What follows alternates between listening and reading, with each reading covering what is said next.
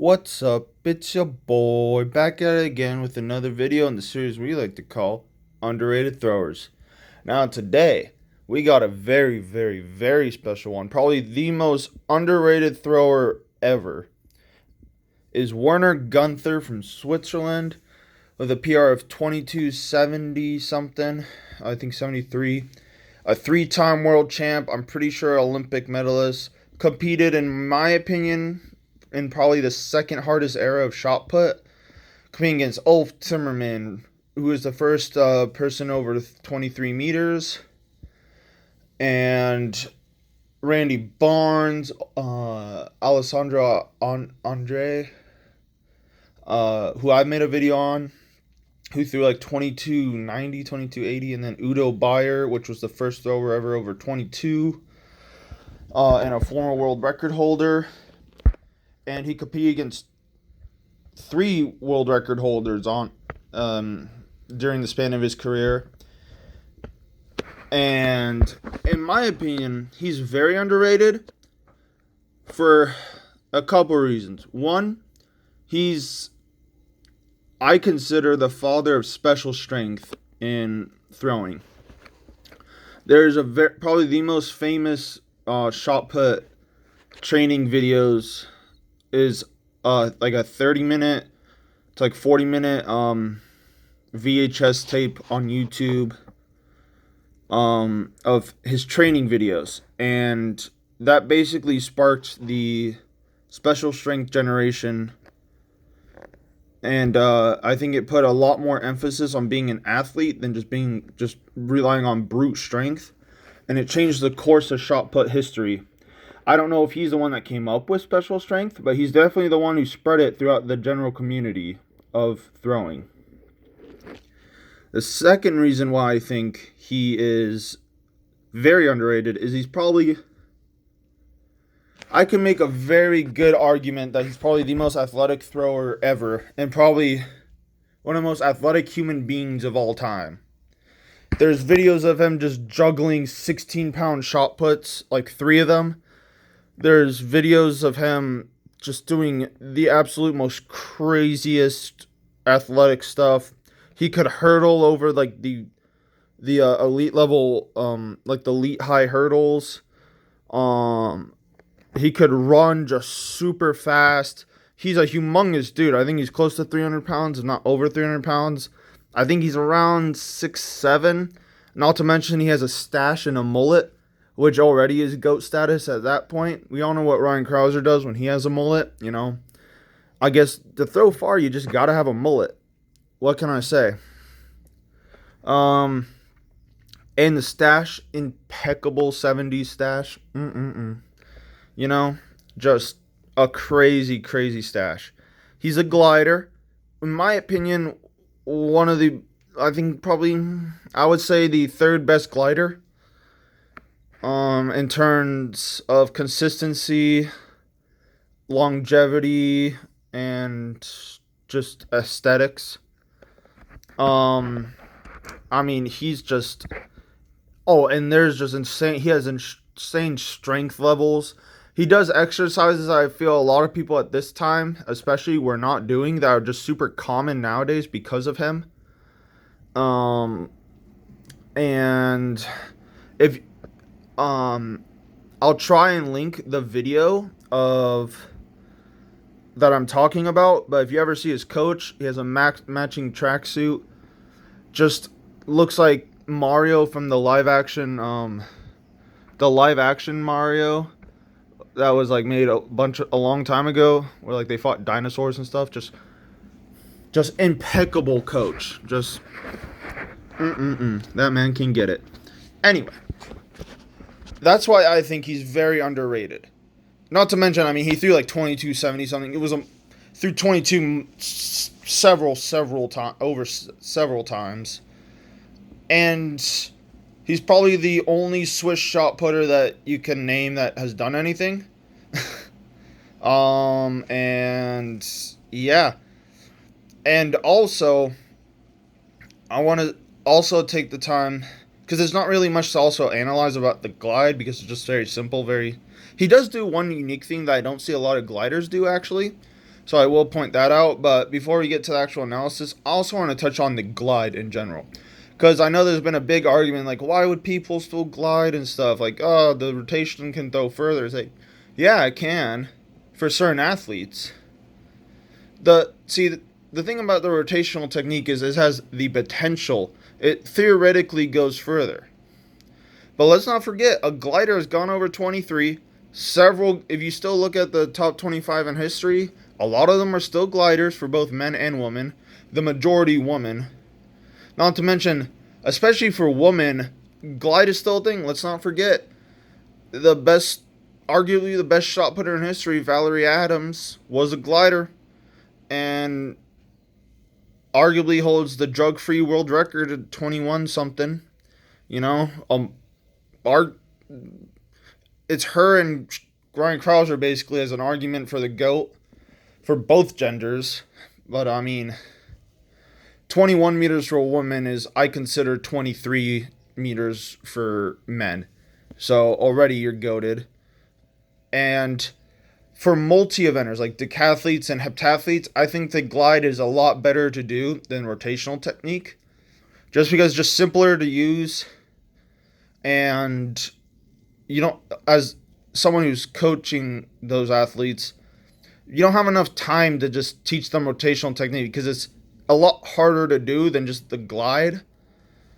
And honestly, multi-event athletes suit the glide a lot better because they're already really, really good explosive athletes because they have to be decathletes and heptathletes. So that already suits the glide. All right. Oh, and also I mentioned, Gong, multiple-time world champion, multiple-time Olympic medalist, from China, also a glider. It's very recent that women have started throwing far with the rotation, but if you look, I think still gliders are still medaling at Worlds and Olympics. I think Dongmo got fourth or third at Worlds. I forget. I think she got third. Yeah, I think. I don't know. Don't quote me on that. It was very confusing world champs this past year. A lot of unexpected things, but we're not here to talk about that. So I think for women and for multi-eventers, and I feel for men, it's not dead. You can throw really far with the glide still, as evident by Werner Gunthor. 22, like 70 something is nothing to, poo-poo about.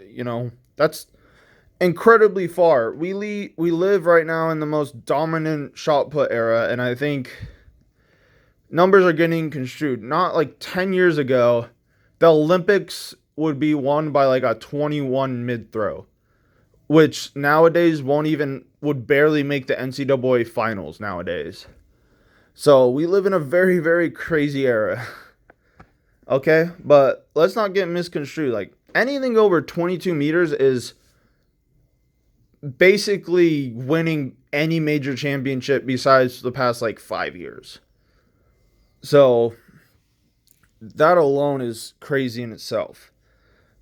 So I don't think the glide is dead, and I think for especially new people, I think freshmen in high school or like your first year in high school, when you start throwing, you should learn the glide. I don't think you should start with the rotation. Because one, the glide is a lot simpler to understand, and it gives new people the confidence to actually like continue with the sport because they see results a lot faster than the rotational technique. And number two, the glide for new people, I think, develops a lot of good habits for them because. And Ryan Krauser has said this in several interviews, and he was a glider for multiple years before he was a rotational thrower. And Chase Ely was as well. And you can see that in their releases. I feel that the glide teaches a better release. It teaches you to actually get over the toe board, has a very strong block, just attacking the finish. The glide is a lot more violent of a technique, because you don't have that much time to throw. I equate it to like a 3-turn versus a 4-turn in hammer. A 3-turn, you have to just start immediately, just a lot quicker because you just have less time to accelerate it. It's the same thing in glide. Like from the start, the second you go, you have to go. So it takes a very specialized athlete. Normally, when you see really good gliders, they're usually pretty tall, probably the dumb explosive, dumb athletic, not really that fat, like very lean, muscular, like 280 plus, 6'7" plus, and just freaks of nature. So it does take a more specialized athlete.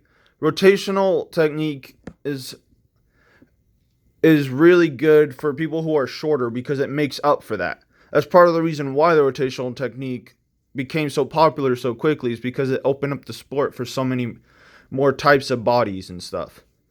You know, like you don't have to be a freak of nature. You don't have to be super like ridiculously strong to throw far with the glide. I'm sorry, with the rotational technique. With the glide, to throw like really far, you do. I'm not gonna lie, you really can't get past it. You have to be someone like Werner Gunthor, you know. So I feel like new people should really learn the glide. I'm a big believer in that, and Ryan Krauser has said that, Chase Ely has said that, and they're both the top in the world, and they have been for some time. So.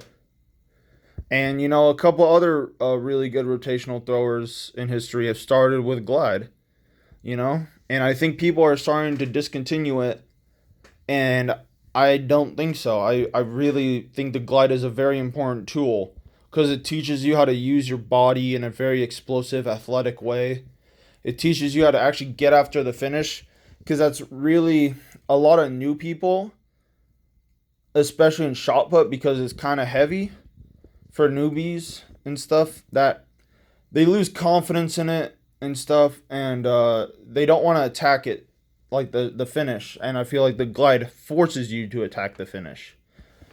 All right, and it forces you to learn how to use your body in really good ways at the finish. So I don't think the glide is dead. I think it should still be continued to be taught for multiple the reasons I just said. I think it's still a very important tool. I think even gliders and Ryan Krauser, I know I just keep mentioning him, but that's because he's goated, has stated that he still does like glide drills and stuff in his training. Like he does caveman step backs, because it just teaches you how to stay over your right. And how to finish really strong and really solid. I think it's still an excellent tool for rotational throwers to do like glide drills, and sometimes just do the glide, whether just have a mental break from rotational throwing and just having some fun once in a while and just changing things up. It's a difficulty when you only do one sport, like when you do one event instead of multiple events. It sometimes gets mentally fatiguing. And I know it's still shot put, but the glide and rotational technique I consider just two different sports in general, because they're just so much different movements.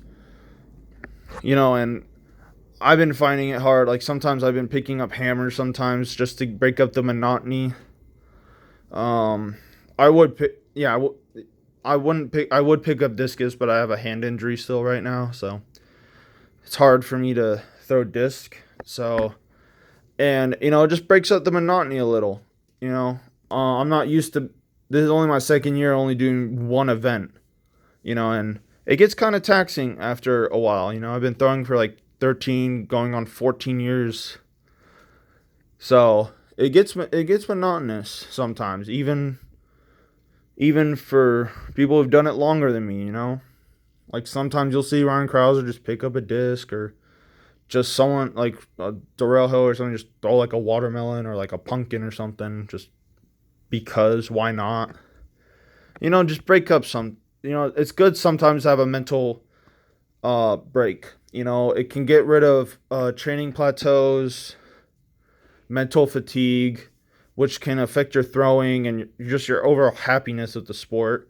Because at the end of the day, if you're not enjoying what you're doing, why do it? And, unless it's like a job that you have to do to like support your family and stuff. something completely different. I don't even want to get into that. We're here to talk about Werner Gunthor. So let's actually analyze his throw now that I'm done with that rant. So this is just a side view of just a training throw. So let's see.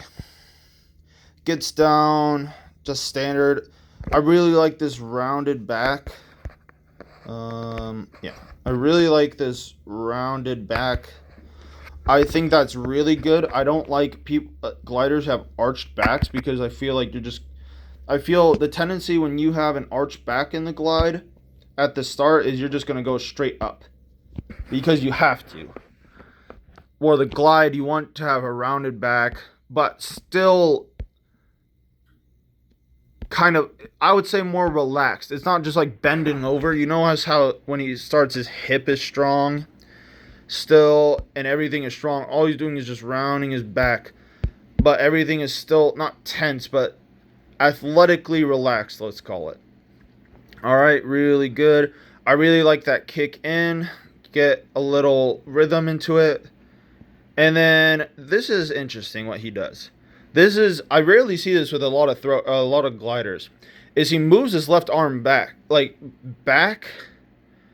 So he goes like this and then that.